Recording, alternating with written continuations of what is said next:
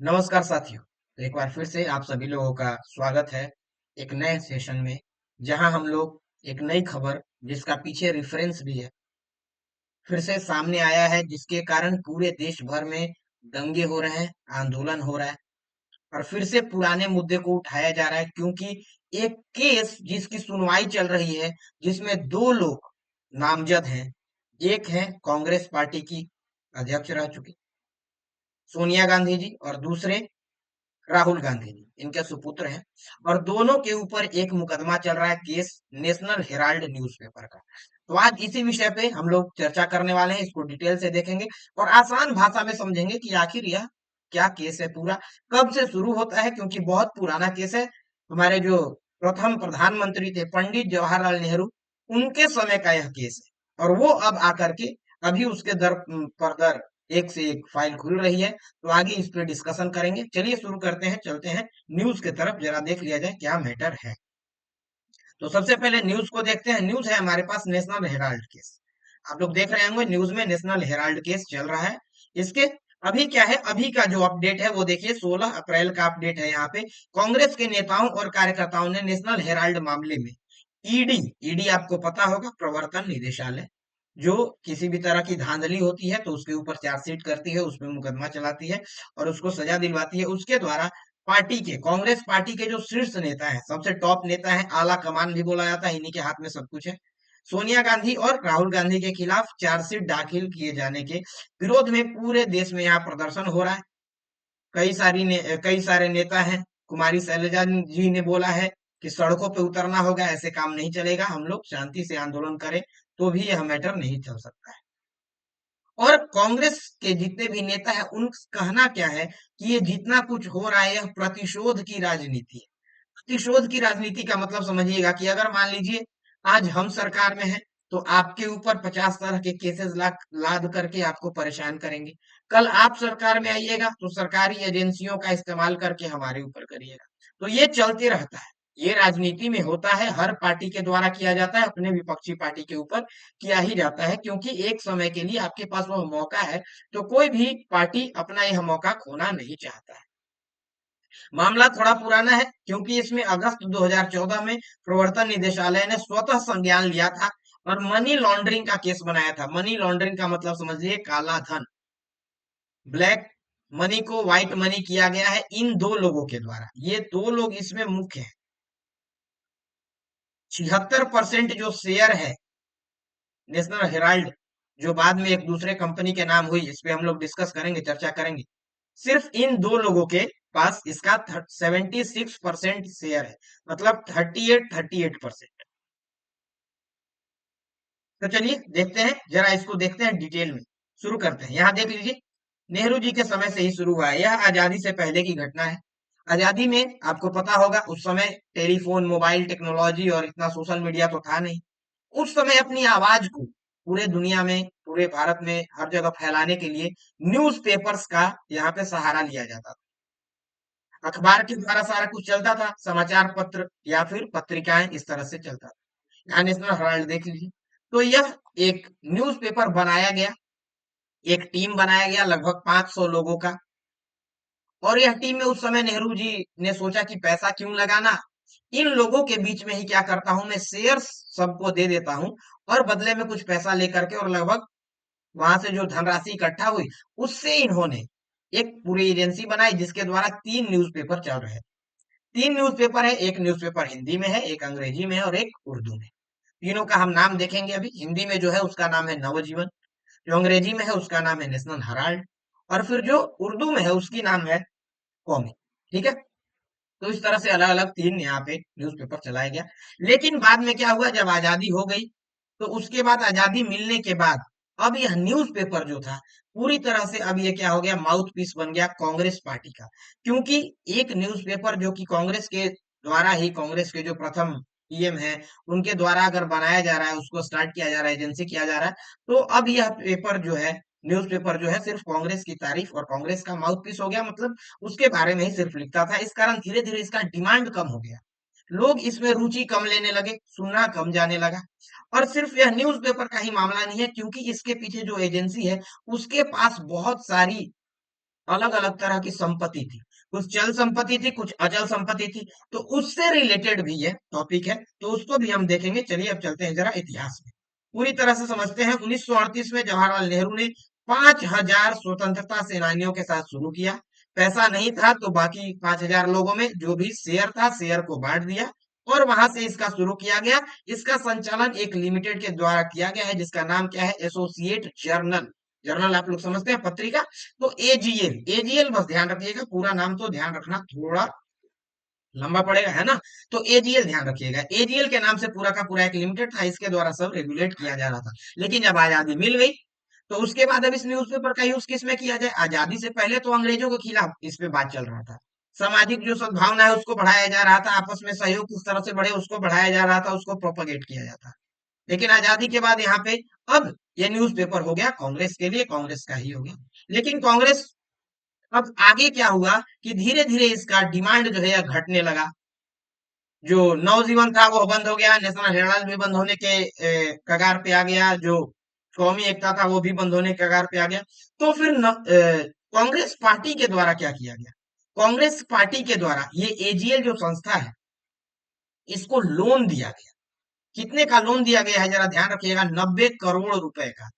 90 करोड़ रुपए का loan Congress party के द्वारा इंटरनल मीटिंग्स के द्वारा, इंटरनल एग्रीमेंट्स के द्वारा दिया गया कि न्यूज़पेपर आप बंद मत करिए, न्यूज़पेपर को आप चलाते रहिए, चलाते रहिए, चलाते रहिए। ठीक है। और लेकिन फिर भी उसके बाद भी कांग्रेस से लोन मिलने के बाद भी 90 करोड़ रुपए का लोन है, ध्यान रखिएगा। 2008 में यह अखबार बंद हो गया, यह जो नेशनल हेराल्ड था अंग्रेजी का ये भी बंद हो गया। सक्सेस नहीं हो पाया, मार्केट में इसका डिमांड नहीं बन पाया, नहीं चल पाया। तो उसके बाद फिर 2010 में क्या होता है, इस घटना को देखिएगा। Young India limited, young Indian limited, YIL, ये भी ध्यान रखिएगा, दूसरा नाम है YIL। तो YIL नाम से एक नया लिमिटेड बनाया गया और इस लिमिटेड ने, ये जो नया लिमिटेड है इसने इस पुराने लिमिटेड पे क्या कर लिया, अधिग्रहण कर लिया, उस पे कब्जा कर लिया। मतलब समझिए कि यह इसके अंदर आ गया, सब्सिडियरी हो गया। ठीक है ना, जैसे मैं बड़ा आदमी हूं तो मैं दूसरे छोटे छोटे कंपनी को खरीद ले रहा हूं, तो इस तरह से खरीद लिया गया। लेकिन यह जो यंग इंडियन लिमिटेड है इसमें क्या झोल है कि इसके अंदर 76% जो साझेदारी है, मतलब इसके अंदर जितनी भी संपत्ति है उसका 76% हिस्सा जो है वह सिर्फ दो लोगों के पास है, सोनिया गांधी और राहुल गांधी। ठीक है। अब उसके साथ यहाँ पे चार्जशीट में इनका सैम पैत्रोदा का भी नाम है, क्योंकि ये भी इसमें शामिल है, सुमन दुबे हो गए, ये लोग भी शामिल है। तो इन लोगों को भी, इन लोगों का भी नाम शामिल किया गया है ईडी के द्वारा। सैम पैत्रोदा आपको पता है ओवरसीज कांग्रेस के अध्यक्ष हैं, जो विदेशों में जो भी कांग्रेस को सपोर्ट किया जाता है, जो भी भारत के खिलाफ प्रोपागेंडा बनाया जाता है, उसमें तो मुख्य भूमिका उनकी रहती है, उनके बयान को भी आप लोग देखते होंगे। लेकिन उससे रिलेटेड हुआ क्या है, एक विशेष अदालत के न्यायाधीश हैं विशाल गोगने, इन्होंने 9 अप्रैल को यहाँ जो आरोप पत्र था इस पे सुनवाई करते हुए अगली तारीख 25 अप्रैल की निर्धारित कर दी है। अब जैसे ही नेक्स्ट डेट आया तो जितने भी कांग्रेस के लोग थे उनके अंदर खलबली मच गई कि अब नेक्स्ट डेट पे फिर से हाजिर होना पड़ेगा, फिर बहुत लंबा चौड़ा यहाँ पे पूछताछ होगा, कोर्ट में 50 तरह का लफड़ा होगा, मतलब परेशान किया जाएगा एक तरह से, ये समझिए पूरी तरह से। ठीक है। लेकिन बाद में फिर उसी में क्या किया गया है, कांग्रेस ने एजीएल के 90 करोड़ रुपए लोन को वाईएएल को ट्रांसफर कर दिया। यहां से जो 90 करोड़ रुपया लिया था उसके द्वारा यहाँ पे 50 लाख रुपया, 90 करोड़ रुपया बहुत साल पहले लिया दिया गया था कांग्रेस के द्वारा एजीएल को। लेकिन बाद में YIL ने क्या किया है, 50 लाख रुपया, 50 लाख रुपया दे करके और इस 90 करोड़ को सेटल कर दिया, कहा कि हमारे भी सेटलमेंट हो गया, कोई दिक्कत नहीं है। मतलब कि 50 लाख रुपया सोनिया गांधी और राहुल गांधी ने मिल करके किसको दिया, कांग्रेस पार्टी को दिया, अपने ही पार्टी को दिया। ठीक है। और उस पार्टी से जो 90 करोड़ रुपया लिया था उसका मूल्य 50 लाख हो गया। मतलब कई साल बाद, अभी आपके पास 90 करोड़ रुपया है लेकिन कई साल बाद आपका रुपया का कीमत क्या हो जाएगा, घट जाएगा, क्योंकि रुपया तो घट ही रहा है, रुपया मजबूत हो रहा है, डॉलर तो खत्म हो गया, पूरे दुनिया में भारत का ही वर्चस्व है, रुपया ही पूरे दुनिया में चल रहा था, डॉलर तो कुछ था नहीं उस समय। तो इस तरह से पूरा का पूरा यह धोखाधड़ी करके मात्र 50 लाख रुपए में 90 करोड़ का, जो सिर्फ मूलधन मूलधन है, इसके बाद जो उसका ऋण होगा वो तो अलग से होगा, तो इस तरह से हड़प लिया गया और पूरा का पूरा यहाँ पे जो साझेदारी है 76% साझेदारी, वह रख लिया गया इनके पास। अब इसी मामले को लेकर के यहाँ मामला उठा है। नेशनल हेराल्ड का मालिकाना हक रखने वाली एजीएल ने 2010 में 10,57 शेयर होल्डर थे। अच्छा, इसमें भी देखिए, अब 5,000 शेयर होल्डर थे शुरू में। जरा इतिहास में भी थोड़ा सा चलते हैं। 5,000 शेयर होल्डर शुरू में थे, लेकिन बाद में क्या हुआ है कि धीरे धीरे आजादी के बाद बहुत सारे शेयर होल्डर्स की मृत्यु हो गई, और मृत्यु होने के बाद फिर उसके बाद किसी का कोई नाम उजागर हुआ ही नहीं। लोगों की मृत्यु होते गई और उसके सारे शेयर्स को बस दो लोगों के द्वारा, राहुल गांधी और सोनिया गांधी के द्वारा हड़प लिया गया। तो जब घाटा हुआ है तो होल्डिंग यंग इंडिया लिमिटेड को स्थानांतरित कर दी गई है, जो कि यंग यंग इंडिया लिमिटेड जो है YIL, यह तो पूरी तरह इनकी कंपनी है, सोनिया गांधी और इन दोनों की। ठीक है। अब इसमें 2010 में ही यहाँ पे तत्कालीन जो उस समय के पार्टी थी, कांग्रेस पार्टी, उसके महासचिव कौन थे? तो राहुल गांधी थे। तो राहुल गांधी भी इनडायरेक्टली आ गए। खेल अगर पीछे से सोनिया गांधी के द्वारा भी खेला जाता, लेकिन महासचिव ये थे, तो ये भी आ गए। अब 76% साझेदारी में 38% इनके पास है, तो इनका नाम तो आना ही था। बाकी का जो 24% बचा, 76 में बाकी का जो 24% बचा, वो दो लोगों के बीच में बांट दिया गया। एक तो है मोतीलाल बोरा, और दूसरे ऑस्कर फर्नांडिस, और उन दोनों की भी मृत्यु हो चुकी है। चार लोग थे, अपने में बांट करके, बंदर बांट करके खा गए, लेकिन उनमें से दो लोगों की तो मृत्यु भी हो चुकी है। अब यही दो लोग बचे हैं, तो इनके ऊपर यह पूरा का पूरा चल रहा है। अब शेयर ट्रांसफर के बाद पूर्व मंत्री जो है शांति भूषण, इलाहाबाद कोर्ट के जो काटजू है, इन लोगों ने बोला कि हमारे पिताजी के नाम से शेयर था, हमारे पिताजी ने उस समय शेयर ले रखा था।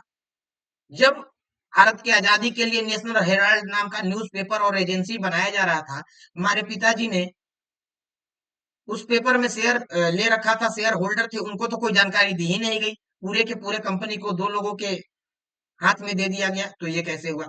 इस तरह से क्या हुआ है, पूरा का पूरा मामला फिर से उठा है। और जब उठा है तो पहले तो इस पे कार्रवाई हुई, लेकिन बाद में इसको बंद कर दिया गया। लेकिन 2014 में एक नया आदमी आया, उससे भी मिलवाता हूँ, थोड़ी देर में आपको मिलाऊंगा।